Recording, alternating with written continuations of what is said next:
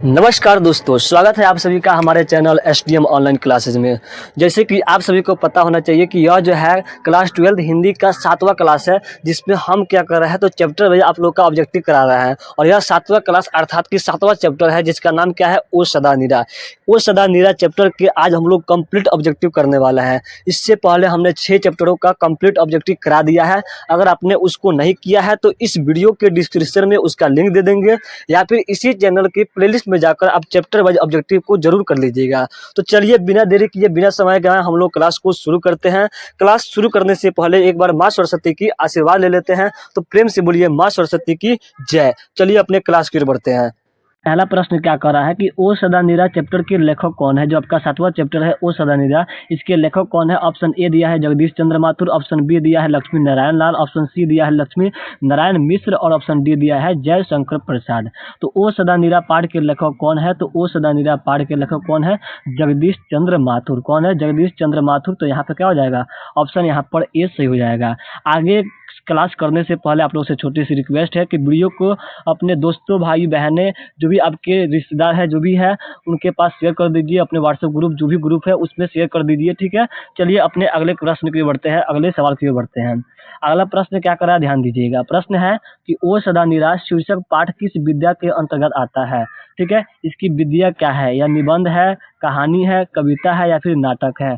तो ओ सदा निरा क्या है, तो ओ सदा निरा एक निबंध है। क्या है, एक निबंध है। यहाँ पे क्या हो जाएगा, ऑप्शन यहाँ पे ए राइट उत्तर हो जाएगा, सही उत्तर हो जाएगा। चलिए अगले प्रश्न की ओर बढ़ते हैं। प्रश्न संख्या 3 क्या कर रहा है कि जगदीश चंद्र माथुर मूलतः क्या थे। जो जगदीश चंद्र माथुर है ओ सदा निरा के लेखक, यह मुख्य रूप से क्या थे। निबंधकार थे, कहानीकार थे, नाटककार थे या फिर उपन्यास थे। तो जो जगदीश चंद्र माथुर थे यह मुख्य रूप से जो है नाटककार थे। क्या थे, तो नाटककार थे। यहाँ पे क्या आ जाएगा, यहाँ पे ऑप्शन सी सही हो जाएगा। लेकिन आपका जो ओ सदा निरा चैप्टर है यह क्या है, एक निबंध है। ओ सदा निरा चैप्टर निबंध है, लेकिन जगदीश चंद्र माथुर क्या थे, एक नाटककार थे। यहाँ पे आप लोग को कंफ्यूज नहीं होना है, अच्छे से याद कर लीजिएगा। चलिए अगले प्रश्न की बढ़ते हैं। अगला प्रश्न क्या कर रहा है कि जगदीश चंद्र माथुर जी का जन्म कब हुआ था।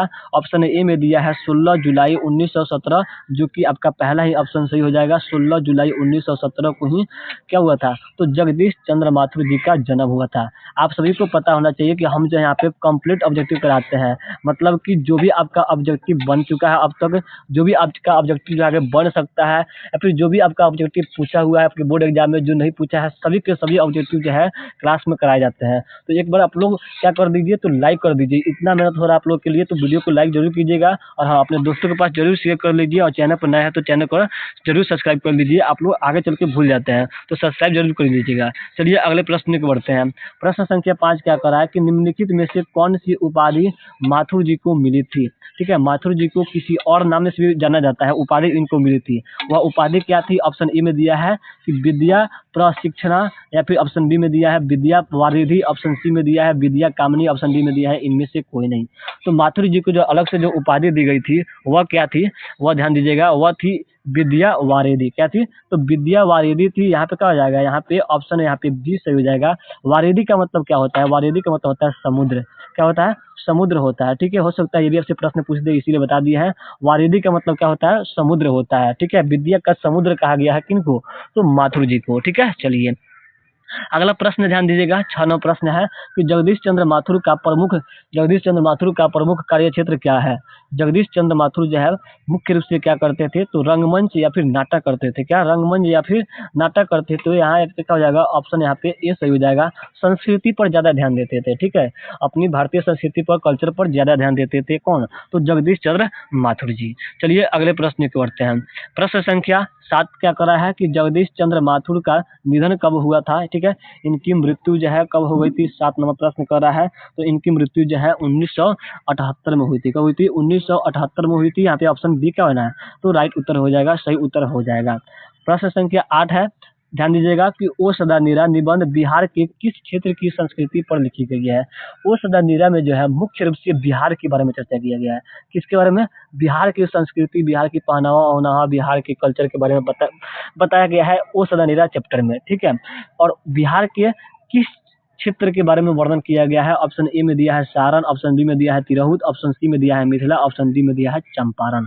तो इस चैप्टर में जो है मुख्य रूप से जो है चंपारण क्षेत्र के बारे में चर्चा किया है। चंपारण में आपका 2 चंपारण अभी जो है टूटकर बन गया है, एक जो है वेस्ट चंपारण और एक जो है ईस्ट चंपारण, ठीक है, मतलब पूर्वी चंपारण और पश्चिमी चंपारण। तो आप लोग किस चंपारण से है कमेंट्स करके अवश्य बताइएगा। बिहार के किस जिले से है, पूर्वी चंपारण से या फिर पश्चिमी चंपारण से, जरूर कमेंट करके बताइएगा, ठीक है। तो यहाँ पे जो है इस चैप्टर में जो है किसके बारे में चर्चा किया है, चंपारण के बारे में। पहले जो है चंपारण था, बाद में हालांकि इसको अलग अलग भागों में क्या कर दिया गया है, तो डिवाइड कर दिया गया है, बांट दिया गया है। तो यहाँ पे जो है चंपारण इसका सही उत्तर हो जाएगा। चलिए 9 प्रश्न है कि ओ सदानीरा किसको निमित्त बनाकर लिखा गया है। अच्छा, इस चैप्टर में जो है चंपारण के बारे में चर्चा किया गया है। चंपारण की एक मुख्य नदी जिसके बारे में खास रूप से बात की गई है, उस मुख्य नदी का नाम क्या है, तो गंडक नदी। कौन सी नदी, गंडक नदी जो है इस मुख्य नदी के नाम हो जाएगा। यहाँ पे गंडक नदी के बारे में इस चैप्टर में अधिक से अधिक चर्चा की गई है, तो यहाँ पे क्या हो जाएगा आपका गंडक नदी सही हो जाएगा, ऑप्शन बी। 10 प्रश्न है कि गंडक नदी का उद्गम स्थल कहाँ है। अब गंडक के बारे में बताया गया है तो उसके जरूर बताया गया होगा कि गंडक जो है कहाँ से उद्गम हुआ है, कहाँ पे खत्म होगी, कहाँ से कहाँ तक चलती है। तो गंडक नदी का उद्गम स्थल जो है मतलब कहाँ से यह निकली है, तो यह निकली है नेपाल के हिमालय से। कहाँ से, तो नेपाल के हिमालय से, नेपाल से निकली है। तो यहाँ पे क्या हो जाएगा, ऑप्शन यहाँ पे ये सही उत्तर हो जाएगा। 11 प्रश्न क्या करा है कि गंडक का जल किस ऋतु में सबसे निर्मल बताया गया है। इस चैप्टर में जो है गंडक के जल को सबसे निर्मल बताया गया है, ठीक है। कौन सी ऋतु में, वर्षा ऋतु, ग्रीष्म ऋतु, शीत ऋतु, वसंत ऋतु। तो वसंत यहाँ पे शीत ऋतु क्या हो जाएगा, यहाँ पे शीत ऋतु में जो है इसका पानी, इसका जल जो है सबसे निर्मल बताया गया है। ऑप्शन क्या हो जाएगा, ऑप्शन यहाँ पे सही हो जाएगा। भारत में मुख्य रूप से कितनी ऋतु है, कमेंट करके बताइएगा। और ऐसे ही कितने ऋतु है, ठीक है, भारत में टोटल कितनी ऋतु है आप लोग बताना है कमेंट्स करके। चलिए अगले प्रश्न की बढ़ते हैं। प्रश्न संख्या 12 क्या है कि गंडक नदी को, ठीक है, गंडक नदी को और किस किस नाम से जाना जाता है। अगर आप लोग बिहार के हैं, पश्चिमी चंपारण के, पूर्वी चंपारण के हैं, तो ये तो काफी इंपॉर्टेंट प्रश्न हो जाता है कि गंडक नदी कौन कौन से नाम से जानी जाती है। ऑप्शन ए में दिया है काली गंडक, ऑप्शन सी में दिया है सदानीरा, ऑप्शन डी में दिया है नारायणी और ऑप्शन डी में दिया है इनमें से सभी। यहाँ पे सही उत्तर क्या हो जाएगा, ऑप्शन डी, इनमें से सभी। काली गंडक, सदानीरा और नारायणी, इन तीनों नामों से जो है गंडक नदी को जाना जाता है। यहाँ पे टोटल 4 नाम हो गए, ठीक है, 4 नामों से जो है गंडक नदी को जाना जाता है। ओ सदानीरा मतलब कि गंडक, अर्थात कि ओ गंडक नदी, मुख्य रूप से यहाँ पे गंडक नदी के बारे में बताया गया है। यहाँ पे क्या हो जाएगा, ऑप्शन यहाँ पे डी सही उत्तर हो जाएगा। चलिए अगला प्रश्न है कि गंडक नदी जो है किस राज्य से होकर बहती है, किस राज्य की ओर होकर बहती है। तो उत्तर प्रदेश से बिहार, झारखंड से बिहार, बिहार से पश्चिम बंगाल या फिर बिहार से असम। तो गंडक नदी जो है आपके नेपाल से निकलती है और नेपाल से होकर यूपी जाती है। कहाँ, पहले यूपी में जाती है और फिर यूपी से होकर बिहार में आती है। कहाँ, बिहार से होकर और बिहार में जाकर गंगा नदी से मिल जाती है। किस नदी से, तो गंगा नदी से जाकर यहाँ पे मिल जाती है। तो पहला आपका यूपी से आएगी, फिर बिहार में जाएगी और बिहार में जाकर गंगा से मिल जाएगी। तो यहाँ पे क्या हो जाएगा, ऑप्शन यहाँ पे ये सही उत्तर हो जाएगा आपका, उत्तर प्रदेश और बिहार, ठीक है। चलिए उम्मीद है कि समझ में आ गई होगी। अगला प्रश्न क्या कर रहा है कि लेखक ने गंडक की धारा को किससे तुलना की है। लेखक जो है गंडक की धारा की तुलना किससे की करते हैं। गंडक की धारा मतलब गंडक की पानी जो बह रही है उसकी तुलना किससे करते हैं, बहते हुए समय से, चांदी की डोरी से, बहते हुए सपनों से या फिर मोतियों की माला से। तो लेखक जो है गंडक की धारा, गंडक की पानी की जो धारा है उसकी तुलना जो है आप किससे करते हैं, तो बहते हुए सपनों से करते हैं, है ना जी। जो हमारे सपना है उस सपनों से जो है गंडक की धारा के बारे में यहाँ पे तुलना करते हैं। तो क्या हो जाएगा यहाँ पे, ऑप्शन यहाँ पे सी सही हो जाएगा, ठीक है, बहते हुए सपनों से। केवल सपनों भी देगा ऑप्शन में, तो आपको यहाँ पे सपने ही लगाना है। चलिए अगला प्रश्न क्या कर रहा है, 15 प्रश्न है। अभी तक तो सबसे ज्यादा प्रश्न इसी से लिए गए हैं, मतलब कि हम यहाँ पे जितने सारे प्रश्न बनाए हैं अब इससे जो 6 चैप्टर जो कंप्लीट कराया है, उन 6 चैप्टर में जो है लगभग 50-45 के आसपास ऑब्जेक्टिव गए हैं। लेकिन इस चैप्टर में सबसे ज्यादा ऑब्जेक्टिव बन गया है, कितना, तो 55 ऑब्जेक्टिव है। तो शुरू से अंत तक जरूर कीजिएगा। इस चैप्टर से कुल 55 ऑब्जेक्टिव बनाए गए हैं, ठीक है, जो आपके एग्जाम के लेकर काफी इंपॉर्टेंट है। हो सकता है जो आप लोग ऑब्जेक्टिव छोड़े वही ऑब्जेक्टिव आपके बोर्ड एग्जाम में पूछ दें, तो एक भी ऑब्जेक्टिव को मिस नहीं करना है, ठीक है। और क्लास को भी थोड़ा सा मिस नहीं करना करना है, शुरू से अंत तक जरूर करना है, तभी आप बेहतर स्कोर कर पाएंगे, क्योंकि यहाँ से एक भी ऑब्जेक्टिव बाहर देखने को नहीं मिलेगा, कंप्लीट रूप से यहाँ पे ऑब्जेक्टिव लेकर आए हैं। ठीक है, चलिए प्रश्न है कि गंडक के जल का रंग किस प्रकार का बताया गया है।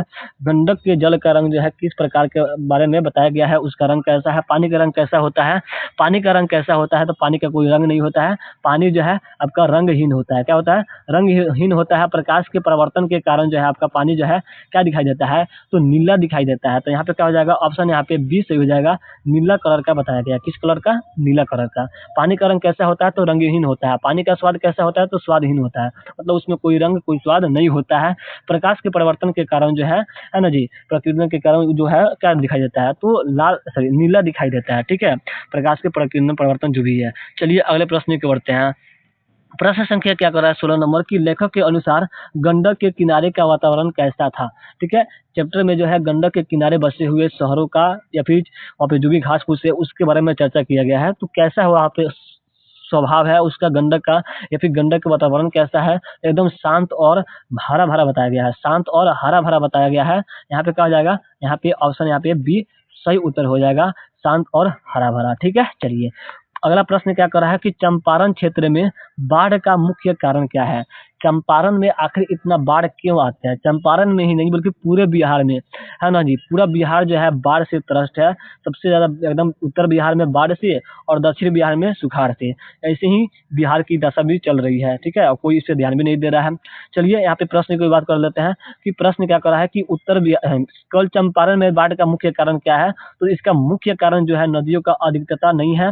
नदी कितना अधिक हो उसको एक दूसरे से जोड़ देंगे, नहर बना देंगे, वो आराम से पानी बहकर चला जाएगा। तो इसका तो ये रॉन्ग आंसर हो जाएगा।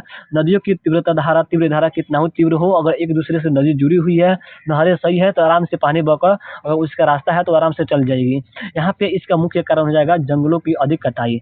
जंगलों की अधिक कटाई जो है क्या कर देती है, मिट्टी को क्या बोल देती है, तो मुलायम बना देती है ना, मिट्टी को मुलायम बना देती है, जिसके कारण नदी कहीं से टूटकर बह जाती है। तो यहाँ पे क्या हो जाएगा, यहाँ पे ऑप्शन यहाँ पे ए सही हो जाएगा, जंगलों की अधिक कटाई। जंगल रहेंगे तो मिट्टी को एक दूसरे में जकड़ कर रहेंगे, मजबूती बना कर रहेंगे। ठीक है, चलिए अगला प्रश्न क्या करा, 18 नंबर की, माथुर जी किस राज्य के शिक्षा सचिव नियुक्त हुए थे। ठीक है, माथुर जी को किस राज्य के शिक्षा सचिव के मुख्य के रूप में नियुक्त किया गया था, तो ऑप्शन ए दिया है मध्य प्रदेश, जो कि आपका एकदम सही उत्तर हो जाएगा। चलिए अगला प्रश्न क्या कर रहा है कि कौन सी कृति जो है माथुर जी की नहीं है, इनमें से कौन सी कृति जो है रचना जो है माथुर जी की नहीं है, आपसे प्रश्न यह पूछ रहा है। यहाँ पे क्या हो जाएगा, ओ मेरे सपने माथुर जी की है, बोलते क्षण माथुर जी की है, 10 तस्वीरें माथुर जी की है, लेकिन आपका अंधा युग जो है यह माथुर जी की नहीं है। तो यहाँ पे क्या हो जाएगा, ऑप्शन यहाँ पे डी सही उत्तर हो जाएगा।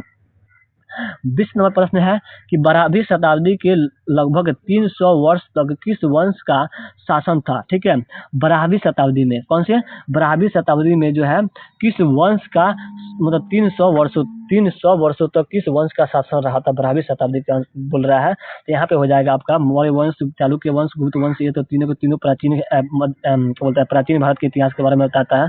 ठीक है, तो यहाँ पे क्या हो जाएगा आपका ऑप्शन डी, कर्नाट वंश। कौन, कर्नाट वंश। यहाँ पे क्या हो जाएगा, ऑप्शन यहाँ पे डी सही उत्तर हो जाएगा, कर्नाट वंश। ठीक है, चलिए कर्नाट वंश के राजा, कर्नाट वंश के राजा हरि सिंह को किसका मुकाबला करना पड़ा था। ठीक है, कर्नाट वंश के राजा कौन थे, तो हरि सिंह।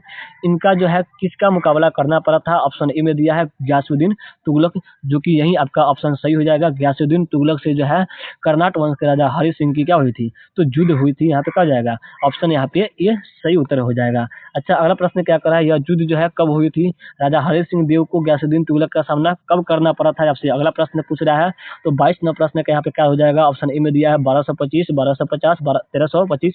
यहाँ पे ऑप्शन सी से हो जाएगा 1325 ईस्वी में। कब, 1325 ईस्वी में, ऑप्शन यहाँ पे सी सही उत्तर हो जाएगा। 23 नंबर प्रश्न क्या कर रहा है कि चंपारण में धांगड़ कहाँ से आए थे। ठीक है, चंपारण में आप लोग बताना है कि धांगड़ जो जाति है, प्रजाति है, वह जो है किस क्षेत्र से चंपारण में आया था। ठीक है, तो यहाँ जो आया था रांची, जमशेदपुर, आंध्र प्रदेश, या फिर छोटा नागपुर। तो यहाँ पे हो जाएगा आपका ऑप्शन सी, छोटा नागपुर से। कहाँ से, छोटा नागपुर से जो है चंपारण जिले में धांगड़ सब आए थे। ठीक है, हालांकि अब तो काफी अधिक हो गया है और उसमें कोई भेदभाव ही नहीं होता है। तो यहाँ पे क्या हो जाएगा, ऑप्शन यहाँ पे सी सही उत्तर हो जाएगा। ठीक है, कहाँ से, तो छोटा नागपुर से। कहाँ से? छोटा नागपुर से। चलिए अगला प्रश्न क्या है, धांगड़ों को, ठीक है, धांगड़ों को नील की खेती के सिलसिले में कब लाया गया था? अच्छा, किस लिए लाया गया था जी? सबसे पहले अब इम्पोर्टेंट प्रश्न बन जाता है कि धांगड़ों को जो है किस लिए लाया गया था? कौन लाए थे? तो अंग्रेज लाए थे। किस लिए लाए थे? तो नील की खेती के लिए, ठीक है, नील की खेती के लिए। और वहाँ पे जो है कब लाया गया था, आपसे अगला प्रश्न पूछ रहा है। तो 18वीं शताब्दी के अंत में। कब? 18वीं शताब्दी के अंत में जो है धांगड़ों को छोटा नागपुर से बुलाया गया था। किसके लिए? तो नील की खेती के लिए। यहाँ पे ऑप्शन यहाँ पे ए सही उत्तर हो जाएगा। 25 नंबर प्रश्न है कि माथुर जी को भितहारवा पहुंचने पर कौन मिले थे? ठीक है, माथुर जी जब भितहारवा गए थे तो वहाँ पे कौन थे? अच्छा, भितहारवा में किसका आश्रम है जी? भितहारवा में किसका आश्रम है? तो गांधी जी के आश्रम वहाँ पे बनाए गए थे, ठीक है।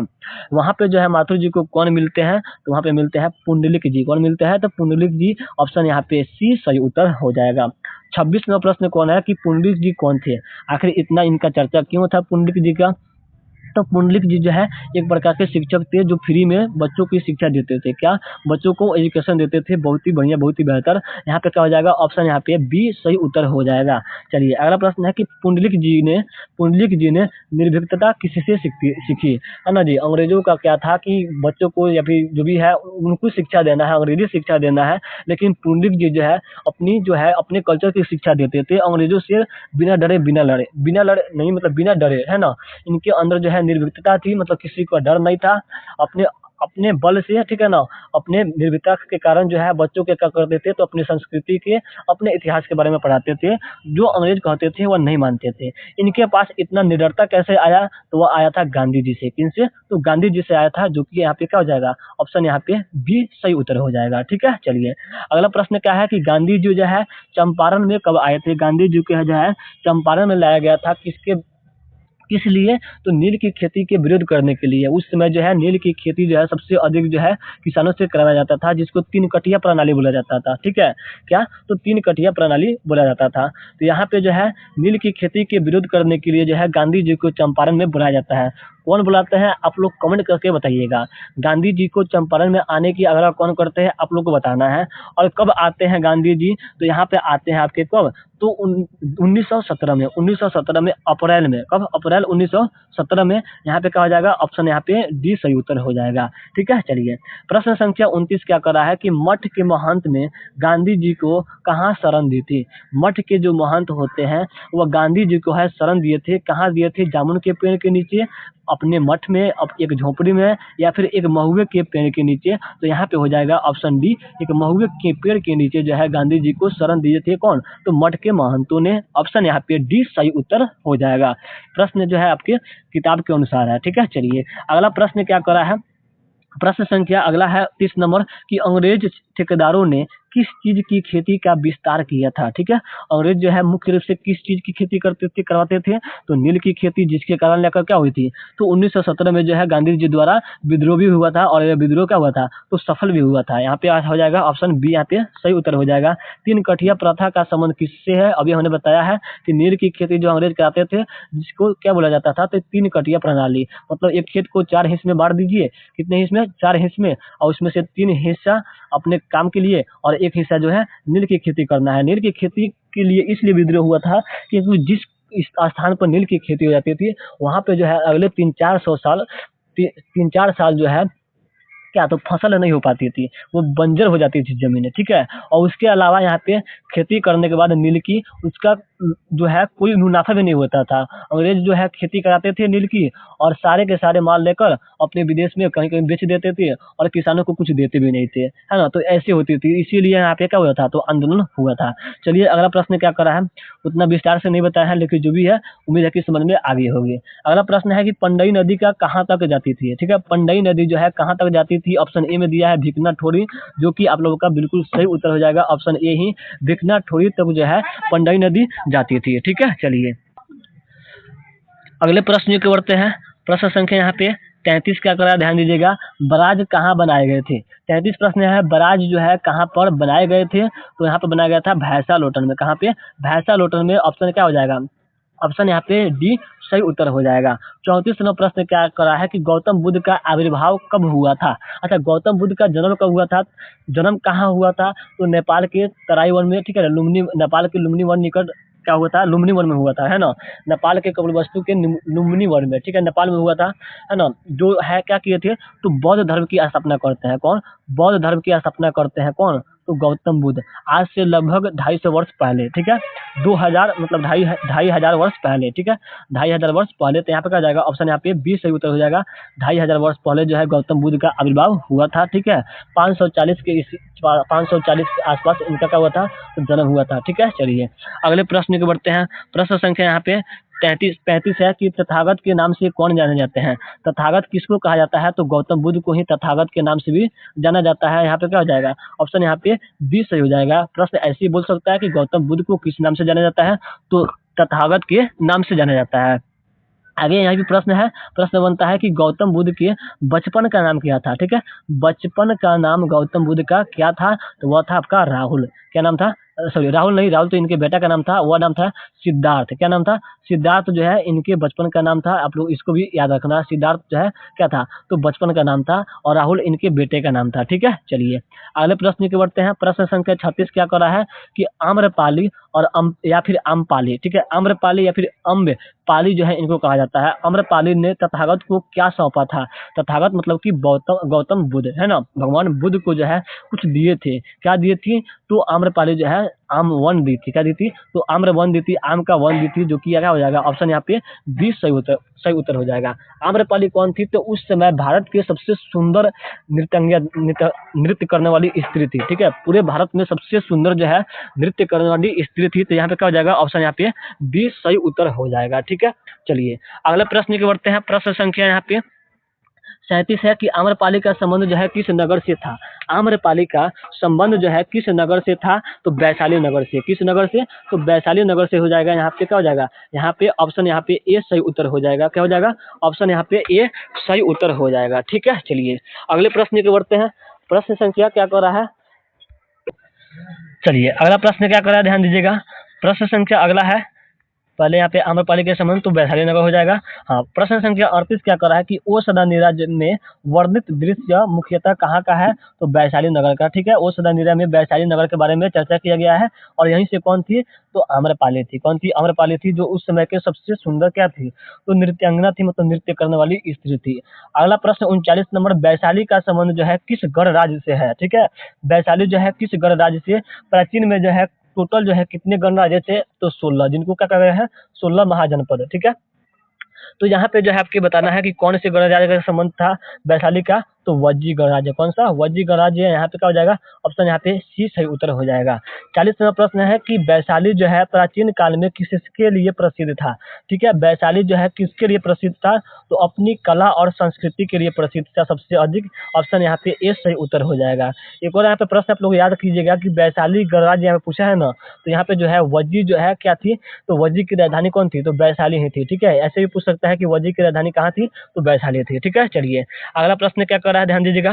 प्रश्न संख्या 41 है कि वैशाली जो है किस धार्मिक परंपरा से गहराई से जुड़ा हुआ है, मतलब वैशाली में जो है मुख्य रूप से कौन सा धर्म जो है प्रचलित था, तो वहाँ पे हो जाएगा आपका बौद्ध धर्म। कौन सा धर्म, तो बौद्ध धर्म। ऑप्शन यहाँ पे क्या हो जाएगा, ऑप्शन यहाँ पे डी सही उत्तर हो जाएगा। 42वां प्रश्न है कि गंडक के किनारे बसे वैशाली का ऐतिहासिक क्या है, ठीक है। ऐतिहासिक महत्व क्या पूछ रहा है, महत्व क्या है, तो यह विश्व का प्रथम गणराज्य था, ठीक है। पूरे विश्व का, ठीक है, पूरे विश्व का प्रथम पहला गणराज्य कौन सा था, तो वह था आपकी वैशाली, हमारे बिहार की वैशाली, जो कि यहाँ पे क्या हो जाएगा, ऑप्शन यहाँ पे बी सही उत्तर हो जाएगा। किस नदी के किनारे बसी है, तो गंडक नदी के किनारे बसी है। ये भी आप लोग को याद रखने वाली बात है। चलिए अगला प्रश्न क्या कर रहा है कि वैशाली किस नदी के तट पर स्थित है, तो अभी पूछ दिया प्रश्न, हो सकता है कि आपके एग्जाम में भी पूछ दे। यहाँ पे क्या हो जाएगा, गंडक नदी, ऑप्शन बी सही उत्तर हो जाएगा। 44वां प्रश्न है कि कौन सी कृति जो है माथुर जी की नहीं है, पहला राजा, कहानी, नई कहानी, बहुजन संप्रेषण के माध्यम, या फिर भोर का तारा, ठीक है। तो यहाँ पे क्या हो जाएगा, आप सभी का 44वां प्रश्न का कहानी, नई कहानी, इसका सही उत्तर हो जाएगा। यह जो है इनकी रचना नहीं है, क्या हो जाएगा, ऑप्शन यहाँ पे बी सही उत्तर हो जाएगा 44वां प्रश्न का। 45वां प्रश्न है कि ओ मेरे सपने क्या है, प्रश्न पूछा गया है, प्रश्न बना भी है, ओ मेरे सपने क्या है, तो यह एक प्रकार का नाटक है। क्या है? एक प्रकार का नाटक है। ऑप्शन डी सही उत्तर हो जाएगा। सदा निरा किस प्रकार का शब्द है? सदा निरा एक तत्सम शब्द है। कौन सा शब्द है? तत्सम शब्द है, संस्कृत शब्द है। यहाँ पे क्या हो जाएगा? ऑप्शन यहाँ पे ए सही उत्तर हो जाएगा। ठीक है, चलिए। गंडक जो है, गंडक शब्द जो है किस भाषा से आया है? तो गंडक शब्द भी है संस्कृत भाषा से ही आया है। कौन सी भाषा? गंडक और सदा नीरा दोनों जो है संस्कृत भाषा से आया है। ठीक है, चलिए। ये भी प्रश्न आपसे पूछ सकता है। बोलते क्षण किस साहित्यिक विद्या की कृति है? बोलते क्षण जो है माथुर जी की क्या है? तो रचना है। इसकी विद्या क्या है? मतलब बोलते क्षण जो है क्या है? तो यह एक निबंध है। क्या है? यह एक निबंध है। ऑप्शन यहाँ पे ए सही उत्तर हो जाएगा। आगे है 49वां प्रश्न है कि थारन शब्द किस भाषा से विकसित हुई है? थारन शब्द जो है कौन सी भाषा से बना हुआ है? तो थारन शब्द जो है थार भाषा से बना हुआ है। कौन सी भाषा से? तो थार भाषा से। ऑप्शन यहाँ पे 20 सही उत्तर हो जाएगा। 50वां प्रश्न है, काफी इंपोर्टेंट प्रश्न है कि बिहार के सुप्रसिद्ध सांस्कृतिक वैशाली महोत्सव का विद्यारोपण जो है किसने किया था? वैशाली महोत्सव का उद्गम जो है किसने किया था? तो यहीं हमारे लेखक जगदीश चंद्र माथुर जी। कौन? जगदीश चंद्र माथुर जी इस चैप्टर के लेखक है ना। इन्होंने जो है वैशाली महोत्सव का विद्यारोपण किया था, मतलब कि उद्घाटन किया था, मतलब शुरुआत किया था। ठीक है, चलिए। अगला प्रश्न क्या है? कौन सी कृति जो है माथुर जी की नहीं है? कृति जो है माथुर जी की नहीं पूछ रहा है, सारी कृतियां जो है माथुर जी की याद रखिएगा। यहाँ पे हो जाएगा आपसे की रेशमी टाई। रेशमी टाई जो है माथुर जी की नहीं है, बाकी सब इन्हीं की रचना है। ठीक है, चलिए। अगला प्रश्न है 52 नंबर प्रश्न है कि ओ सदा निरा शीर्षक में सदा निरा शब्द का अर्थ क्या होता है? हम लोग जिस पाठ को पढ़ रहे हैं उसी पाठ का मतलब नहीं पता हो तो बहुत ही गलत बात है। तो सदा निरा का मतलब क्या होता है? हमेशा बहने वाली। क्या मतलब होता है इसका? हमेशा बहने वाली। यहाँ पे हो जाएगा ऑप्शन बी। और सदा निरा जो है किसका दूसरा नाम है? तो गंडक नदी का दूसरा नाम है, जिसका मतलब होता है हमेशा बहने वाली। ठीक है, चलिए। अगला प्रश्न है कि ओ सदा निरा में लेखक ने किन दो चीजों को जोड़ा है? किन दो चीजों को आपस में जोड़ के बताया गया है? प्रकृति और विज्ञान का, इतिहास और भूगोल का, प्रकृति और संस्कृति का, संस्कृति और राजनीति का। यहाँ पे प्रश्न को अच्छे से याद कर लीजिएगा। प्रकृति और संस्कृति के बारे में जो है इस चैप्टर के बारे में मुख्य रूप से बात किया गया है। तो यहाँ पे ऑप्शन क्या हो जाएगा? सी सही उत्तर हो जाएगा। 54 नंबर प्रश्न है कि ओ सदा निरा में प्रकृति का वर्णन किस प्रकार से किया गया है? ठीक है, किस प्रकार से जो है संस्कृति का वर्णन किया गया है? तो केवल वैज्ञानिक रूप से या फिर भावनात्मक और सांस्कृतिक रूप से? ऑप्शन यहाँ पे बी सही उत्तर हो जाएगा। भावनात्मक और सांस्कृतिक रूप से। ऑप्शन बी सही उत्तर हो जाएगा। लास्ट 55 नंबर और अंतिम प्रश्न है कि ओ सदा निरा पाठ में किस वृक्ष का उल्लेख नहीं किया गया है ना। आपने कहानी सुना होगा, निबंध पढ़ा होगा, तो आपने देखा होगा कि उसमें कौन कौन से वृक्ष के बारे में चर्चा किया गया है। महुआ के बारे में बताया गया है, आम के बारे में बताया गया है, पीपल के बारे में बताया गया है, लेकिन देवदार पेड़ के बारे में नहीं बताया गया है, जो कि आपका क्या हो जाएगा? ऑप्शन यहाँ पे डी सही उत्तर हो जाएगा। टोटल आप लोगों के यहाँ पे 55 प्रश्न से ओ सदा निरा चैप्टर से कंप्लीट यहाँ पे क्या होगा? आपका ओ सदा निरा भी चैप्टर हो गया है ना। इससे बाहर आपको एक भी ऑब्जेक्टिव देखने को नहीं मिलेगा। तो एक बार अगर नहीं किया है वीडियो को लाइक, तो लाइक जरूर कर लीजिएगा। और हाँ, अपने दोस्तों के पास आप लोग शेयर नहीं करते हैं तो प्लीज शेयर कर लीजिए। बहुत मेहनत लगती है आप लोग के लिए वीडियो बनाना। ठीक है, और बहुत ही सबसे पहली बात कि कम समय में आप लोग के लिए बेहतर कंटेंट लाते हैं। कम समय में जो भी आप लोग वीडियो देखिएगा, जो हिंदी का कंप्लीट करा रहा है ऑब्जेक्टिव चैप्टर भाई, उसका कोई भी वीडियो जो है 20 से 25 मिनट के ही अंदर रहती है ना। 20-25 मिनट के अंदर में आप लोगों का कोई चैप्टर कंप्लीट करा देते हैं, और वो भी बेहतर ऑब्जेक्टिव के साथ। ऐसा नहीं है कि इंपॉर्टेंट ऑब्जेक्टिव लाए और आपको करा के चले गए, कंप्लीट ऑब्जेक्टिव करा रहे हैं, है ना। तो वीडियो को एक बार लाइक कर लीजिए, और चैनल को नया है तो चैनल को सब्सक्राइब कर लीजिए। और हाँ, अपने दोस्तों के पास जरूर शेयर कर लीजिएगा। कमेंट्स करके बताइए कि वीडियो कैसे लगी। मिलते हैं अगले क्लास में अगले धमाकेदार सेशन के साथ। तब तक के लिए जय हिंद। अपना ख्याल रखिए और पढ़ते रहिए, बढ़ते रहिए।